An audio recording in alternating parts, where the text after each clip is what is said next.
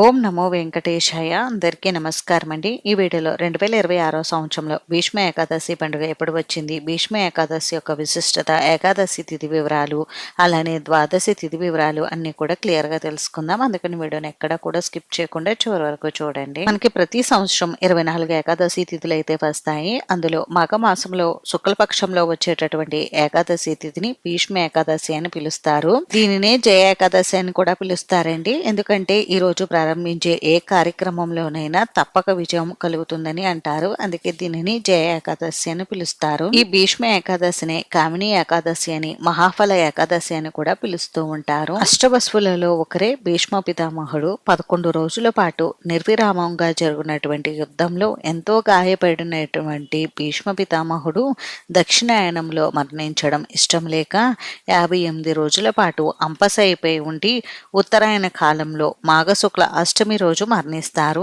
ఈ విధంగా తన మరణాన్ని తానే నిర్ణయించుకున్నటువంటి మహాపురుషుడు ఈ భీష్ముడు.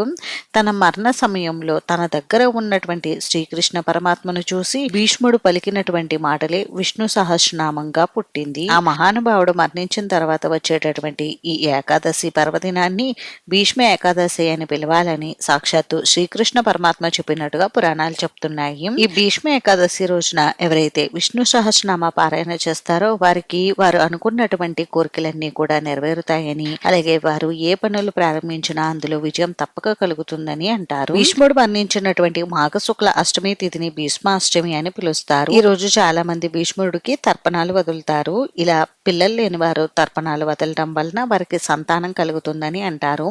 భీష్మాష్టమి రోజు తర్పణాలు వదలడం కుదరలేని వారు భీష్మ ఏకాదశి రోజైనా తర్పణాలు వదలవచ్చు. భీష్మాష్టమి నుండి మాఘశుక్ల ద్వాదశి తిథి వరకు ఉన్నటువంటి ఈ 5 రోజుల్లో తప్పకుండా ప్రతిరోజు భీష్మ పితామహుణ్ణి స్మరించుకోవాలి. ఇలా చేయడం వలన శుభం కలుగుతుంది. మరి ఇన్ని విశేషాలతో కూడుకున్నటువంటి ఈ భీష్మ ఏకాదశి పర్వదినం ఈ 2026 సంవత్సరంలో ఎప్పుడు వచ్చింది అని అంటే స్వస్తి శ్రీ చాంద్రమాన శ్రీ విశ్వాస నామ సంవత్సరం ఉత్తరాయణ శిశు ఋతువు మాఘమాసం శుక్లపక్షం ఏకాదశి తిథి ప్రారంభం 2026 జనవరి 28 బుధవారం మధ్యాహ్నం 2:36 ప్రారంభమయ్యి 2026 జనవరి 29 గురువారం మధ్యాహ్నం 12:13 వరకు ఏకాదశి తిథి ఉంటుంది. మన హిందూ పంచాంగం ప్రకారం సూర్యోదయ సమయానికి ఏ తిథి ఉంటుందో ఆ రోజంతా తిథిగా పరిగణిస్తాం. కాబట్టి 2026 సంవత్సరంలో భీష్మ ఏకాదశి పర్వదినం జనవరి 29 గురువారం రోజు వచ్చింది. ఈ రోజు మృగశిర నక్షత్రం అయితే ఉందండి. ప్రతి మాసంలో వచ్చే ఏకాదశి రోజు ఏకాదశి వ్రతాన్ని ఏ విధంగా ఆచరిస్తామో ఈ ఏకాదశి రోజు కూడా ఏకాదశి వ్రతాన్ని ఆచరించాలి. ఏకాదశి వ్రతాన్ని ఆచరించడం వలన మోక్ష ప్రాప్తి, పుణ్యం కలుగుతాయి.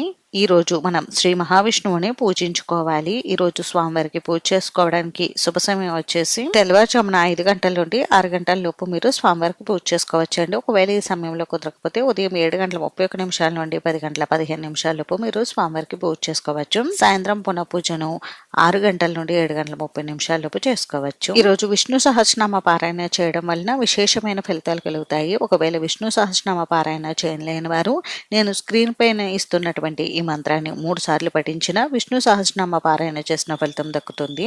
అంతేనండి. చూసారు కదా. ఈ వీడియో మీకు నచ్చితే ప్లీజ్ లైక్ చేసి, షేర్ చేసి, సబ్స్క్రైబ్ చేసుకోండి.